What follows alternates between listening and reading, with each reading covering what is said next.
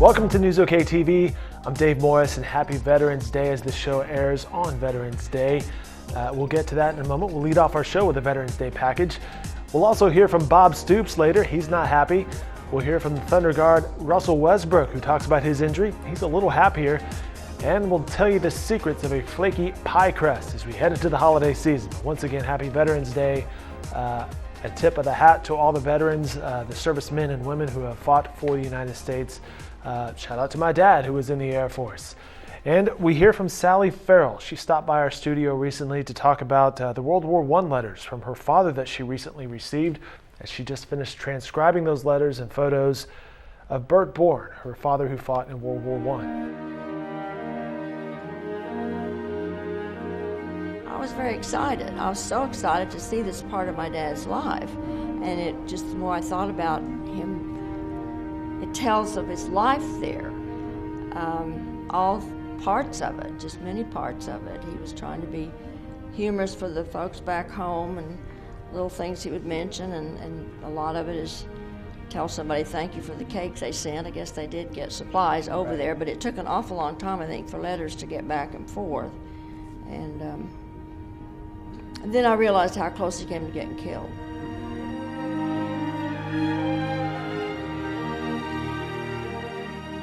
And he was rather gracious about things when he said he didn't care to take souvenirs from the Germans. And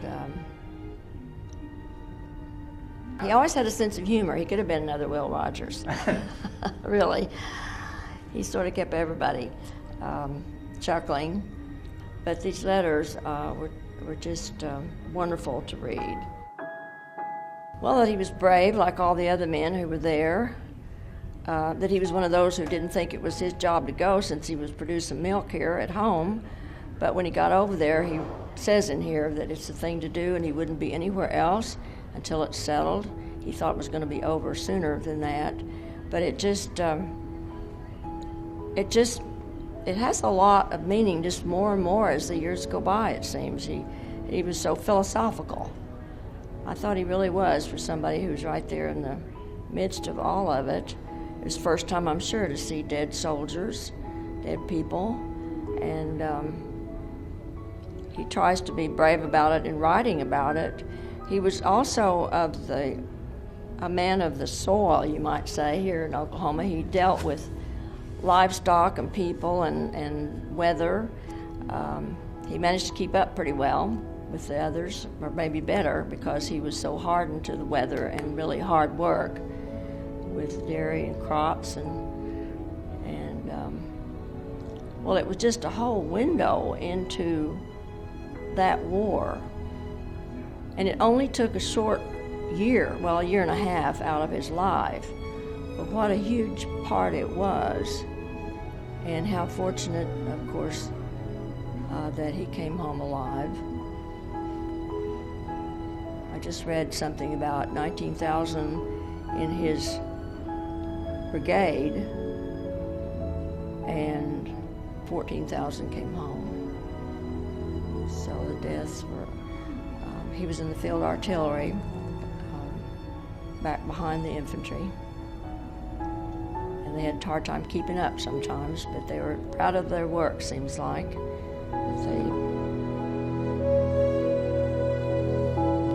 He was born in Muskogee, Oklahoma, but he rode in here in a wagon when he was 4 years old with his parents.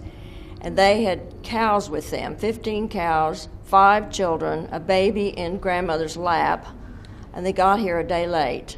April 22nd, 1889, but it was the day after, and they were just horrified at all the crowd in Oklahoma City, of course. They didn't think too many people would be that anxious to settle in Oklahoma Station, it was called then. So they just tied their cows to some fence or some tree and started milking. You have to keep doing that. And people came up and started buying their milk. So they had the first dairy in Oklahoma City.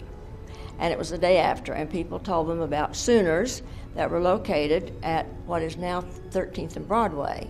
So that's where they staked a claim. There were others who did it too, but they won their claim after a year or two. And I think the lawyer took 40 acres for his fee, and so some of downtown Oklahoma City is part of the old homestead. But that proved too much downtown pretty soon. In 1898, they bought this property out here across from what's now Remington Park. And there's still dairy buildings there today that were built in the 20s and 30s. And he would take horse and wagon and drive into Oklahoma City to deliver the milk in downtown Oklahoma City. And he loved delivering milk with horses because they could turn themselves around. They remembered every house to stop in, and he thought they were just wonderful. And that's why he got put in the field artillery and rode the wheel horse of the half section.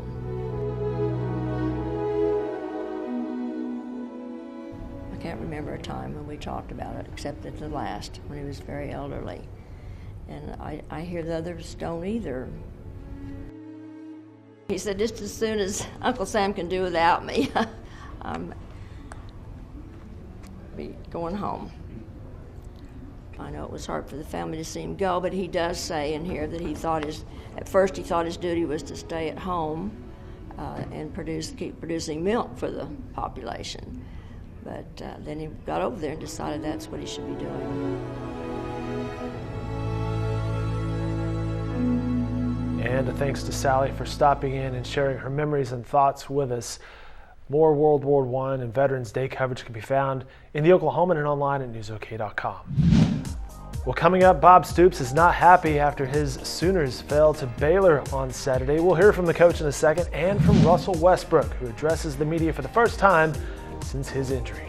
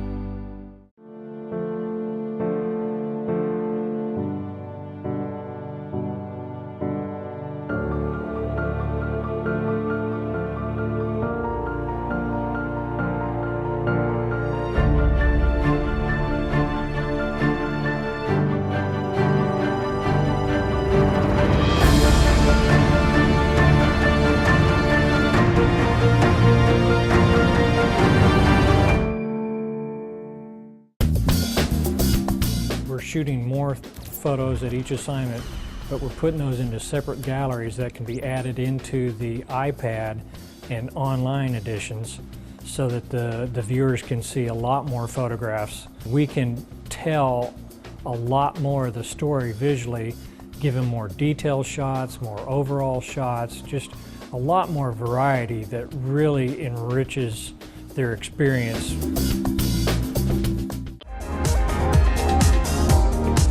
Welcome back to News OK TV. I'm Dave Morris. Not a great season for the Sooners. Some preseason rankings had them as high as number 1. If they went out, they may finish in the top 20. The Sooners fell to Baylor on Saturday, the worst home loss of Bob Stoops' career. Here's Damon Fontenot from Norman with more. Forget alternate uniforms. It was more like an alternate universe here on Owen Field on Saturday. Just 3 years ago, the Sooners were impervious at home, having rattled off 39 straight wins in Norman. It had literally been forever since Baylor had beaten Oklahoma here, but none of that mattered on Saturday as the Bears danced all over Oklahoma, handing the Sooners the worst home loss of the Bob Stoops era, 48-14. Let's go. Get him compete. Quick! Let's go. Things actually started out reasonably well for OU as Trevor Knight found Micaiah Quick for an 8-yard touchdown midway through the first quarter. It was Quick's first touchdown of his career, and with Sterling Shepard out with that leg injury, Quick led the Sooners with 94 receiving yards. 4.5 minutes later, Knight found Deron Neal for the 9-yard touchdown, and the Sooners led 14-3 very late in the first quarter. It felt good, it felt we had the momentum on our side. We just tried to add more fuel to the fire and, try to keep the crowd into it.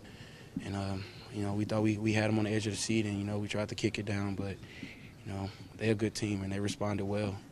That's where the wheels fell off as Baylor scored 3 touchdowns before the half, Bryce Petty proved he was indeed ready for OU as he completed 32 of 42 passes for 387 yards and one 33-yard touchdown pass to sophomore receiver Corey Coleman, who had a record 15 receptions against OU for 245 yards. Just do what you can to try to make a play, to flip that momentum. It's kind of hard today, but they got to come from somebody.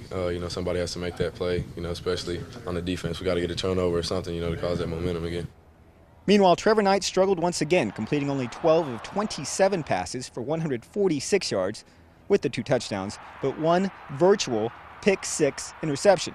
Baylor linebacker Bryce Hager took it back all the way to the 1-yard line, and 2 seconds later, Baylor had scored. At the end of the day, Baylor had scored 45 unanswered points, and adding injury to insult, Trevor Knight was taken off the field on a cart after being sacked on 4th and 2, with the Sooners trailing by 27 with 11:11 remaining. After the game, teammates said Knight was up and walking around and that his prognosis is good, which is more than can be said for the Sooners season.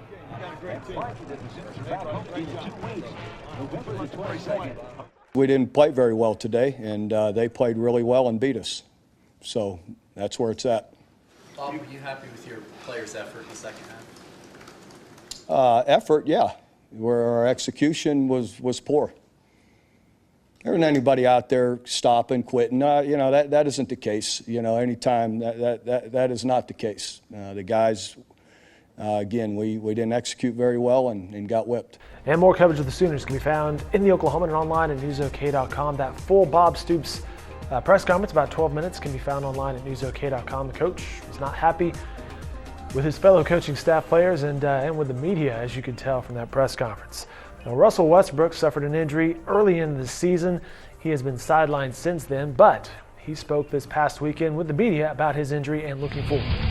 Did you know right away in the Clippers game, it seemed like you were frustrated, could kind of tell right away it was bad? Yeah, I knew I heard something. I just thought I dislocated my finger or something, but I couldn't tell until I got the ball back when I ran back down the court and couldn't dribble. So. Do you know exactly how it happened, Russ? Yep, I was getting a rebound. I missed a shot and I tried to jump back up to get a rebound and I hit my hand. I hit on per elbow, so I came up and kind of hit it. You ever had any kind of hand injury, finger injury like this before? Nah. If I did, I'm pretty sure you would have knew about it. I mean, even younger, like jamming fingers in high school. Did you know immediately that it was messed up, or did you think you could play through it? Yeah, I knew right away. What's the last week or so been like for you personally? You and Kevin, a bunch of guys have the opportunity now to kind of watch these younger guys, other guys get some minutes. Oh, it's been good to be able to see them on the court and playing. Got to find a way to get some wins as well, and we got to find a way to keep encouraging them and keep helping them out and find a way to for us to be successful. The mantra from Coach Brooks has been, we want to see how we're playing, not necessarily, the results don't matter as much as how we're playing. Are you seeing that on the floor? Yeah. Definitely. I think it's important that you obviously play the right way. And I think when you play the right way, things will come from that, wins will come from that, and everybody will be successful. Good to see Russ back in front of the cameras, and we look forward to seeing him on the court for the Thunder here shortly. Coverage of the Thunder can be found. We have video from every game, home and on the road. You can find that online at newsok.com. Now, we all know the horse racing industry, especially those equine events down at the fair, are huge for the Oklahoma City economy. In fact, the AQHA World Championships are in town. They will run through November 22nd at State Fair Park. We're talking an economic impact of around $19 to $20 million. I caught up with Pete Kyle last week at the arena for more. State Fair Park, I'm Dave Morris. Happy to be joined by Pete Kyle, Executive Director of Events and Judges with the American Quarter Horse Association. And the World Championships will be in Oklahoma City. They're setting up right now. The championships will be here November 7th through the 22nd, I believe. Pete, thanks so much for your time today. How are things going? Really good. Thank you for having us here, and we always enjoy it here in Oklahoma City. Well, this is the 39th year of the World Championships, and I believe you were telling me 37 of those years have been right here in Oklahoma City. Yes, we've had a long-running relationship in Oklahoma City, and it's been a very good relationship. We really enjoy it. The location is really key for us. It's right in the central part of the United States, so it's equal for anybody from east to west coast to come to it. Well, you're out of the Texas area, so you're certainly no stranger to this region of the country and Oklahoma City. What are some of the things that you and the American Quarter Horse Association look forward to when you come up here for this event? The first thing that really makes it nice is the fabulous facility that you guys have put together here in Oklahoma City. You have so many nice show arenas for you and us, and so many work arenas, and then all your stabling is excellent. The stalls, they've redone all of those, and the whole facility is really a first-class facility. Our customers can come in and everything's right in-house, so that makes it really nice. We have people from 48 different states, 9 different countries here this year. A little over 3,600 different entries, so it's going to be a very big show. We have our best of our best here that are going to be competing in Oklahoma City. 3,600 entries, that's probably multiplied by 3 or 4 people with those. A lot of people coming into Oklahoma City for this event, and the economic impact is pretty big. Oh, the economic impact is huge. It's Oklahoma City Chamber of Commerce says it's over $19 million just the time that we're here. And we have a lot of different people for every one horse. We like you say, we average 3 to 4 people per horse, and they go to all the hotels, and we fill the town up with hotels and the restaurants as well. It's an event that, again, starts November 7th and runs through the 22nd. And Pete, walk us through some of the events that people can expect throughout the World Championships, from the concourse to the arena itself. Well, we've added some new things for the spectators this year. One of the things is we've done a sports zone little bar area that has TV set up with all the games on, whatever's happening that day, and then also a TV that has live showing of what's going on in the arenas as well. So you don't miss anything that way, and that's really nice. And then we also developed a kids zone, and so we have a nice little area that the kids can go in and play in. It's real safe. It's right outside the arena here inside the corridor, and so it gives them a good place to go play and get some of that rambunctious worn out of them. So that's I'm sure the parents appreciate that. Yeah, exactly. And we offer several new classes this year at AQHA, some Green Western Pleasure and Green Hunter Under Saddle classes. They're being well attended. All of our classes are up. We're up overall over 200 entries this year, which we've had huge shows in the past, and it just keeps getting bigger every year. So, sounds good. Smart guy right here. Pete Kyle, Executive Director of Shows, Events, and Judges with the American Quarter Horse Association, the World Championships here in Oklahoma City, November 7th through the 22nd. Thanks for joining us today. Congrats and best of luck with the event. Okay, thank you, Dave. Appreciate it. Now, Pete Kyle might be the nicest, most genuine guy I've ever interviewed. He's also quite tall. Pretty good look there, cardigan versus cowboy, huh? All right, coming up next, the Chesapeake Energy Center of Hope was recently opened last week, and we'll also visit the Edge in Midtown. That's the new apartment complex of 250 units. All that and more coming up next on News OK TV. Social media gives readers a voice that they can interact with us in a way that I don't think they've ever been able to. And it allows us to, include their thoughts and their questions and everything in our content. Whereas we used to just publish and just tell everybody what the news and entertainment and information was. The rest of the world wants to engage. They want to talk back. They want us to talk back to them. They want insight, they want opinion, and a lot of that is new culturally for a newspaper.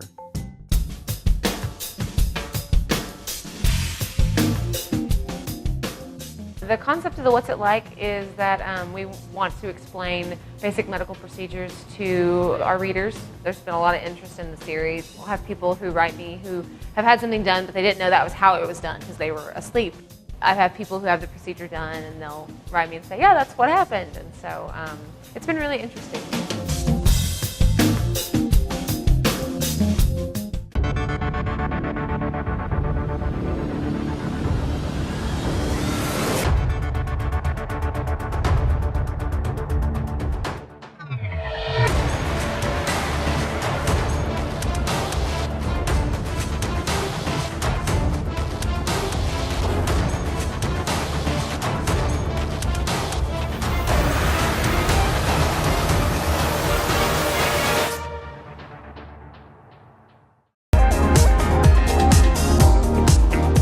couple of grand openings and groundbreaking ceremonies were held last week. We'll get to the Edge at Midtown Apartments in just a second, but first of all, the Salvation Army of Central Oklahoma dedicated the new Salvation Army Chesapeake Energy Center of Hope. It is a 50,000 square foot facility. I'll tell you about it. It will house the organization's residential services for men, women, and family. Greg Singleton was there for the ceremony.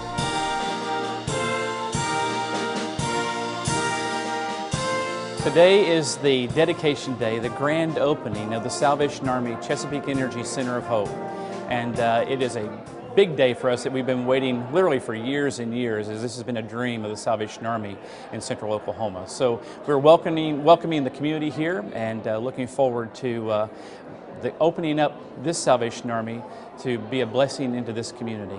We have a Client Choice Food Pantry that has wonderful fresh food, frozen, refrigerated, canned goods in partnership with the Regional Food Bank, where we're able to provide that to our clients that are seeking emergency food assistance, so they can pick out the food that they would use and eat in their home. And so that's one of our really great highlight of our facility. We also have a single men's dorm here with 54 beds. We have a single women's dorm here with 12 beds, and then we have 13 family suites for folks that would need emergency shelter here at the Salvation Army. We also have a whole complement of social services here, and our Red Shield Diner, which is our facility that we use to feed those that are staying in our shelter.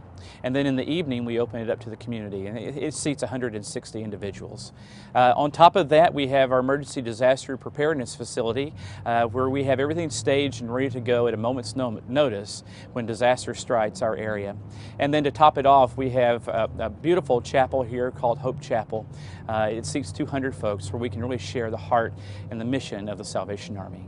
And not far from the Salvation Army's new Center of Hope is the Edge at Midtown, a 250-unit apartment complex that just opened, and we spoke with developer Gary Brooks. Well, we started construction in late November of 2012. Anytime you build on an urban site, we're a little less than 3 acres here with 250 units. It's a little bit tight. You've got traffic all around, you've got streets that are active.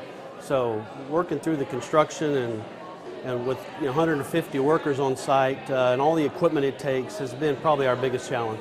This was the old Mercy Hospital built in the early 1900s. It's got great significance for the city of Oklahoma City, and in fact upstairs we've actually got a room area that we have a tribute to the original site that sat here with pictures of the hospital. The chief engineer at that hospital is actually the grandfather of my head maintenance here at the Edge. And he was chief engineer at the hospital for 28 years. Typically you do a garden-style complex in the suburbs and you have multiple buildings. Here you've got 250 units all comprised in basically one building that wraps around a garage. So that allows residents to park secured, out of the weather, on the same floor that they live at, and with multiple access points on every floor. Well, in an urban environment like this, what you want to establish is things that add high quality of life to your residents.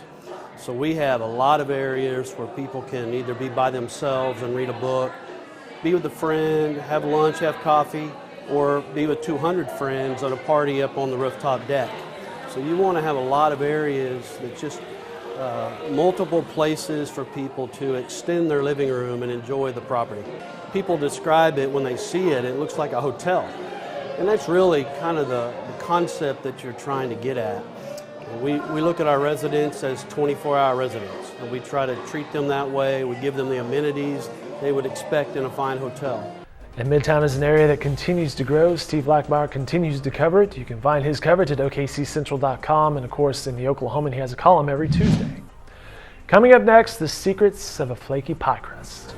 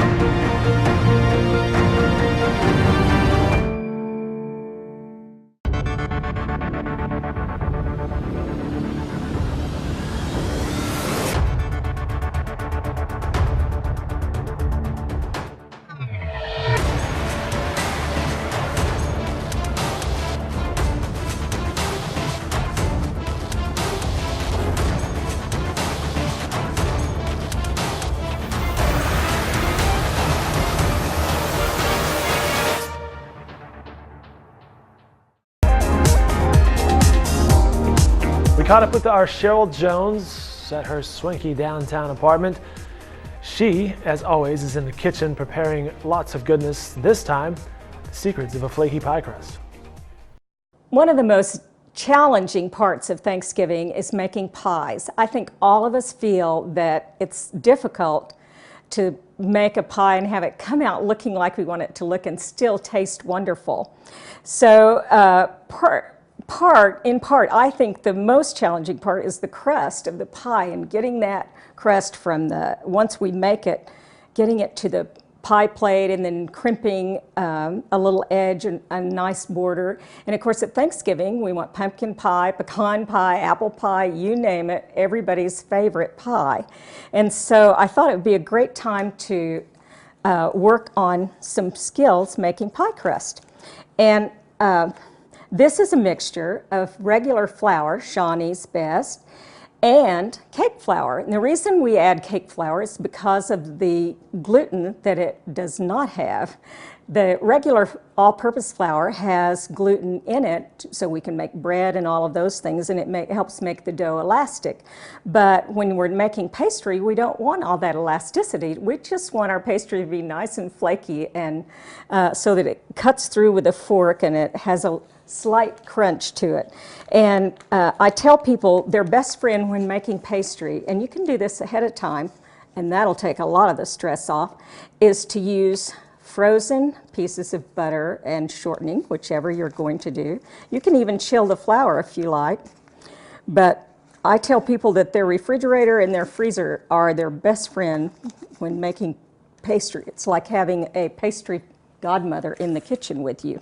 Look at it. There are some large crumbs and small crumbs.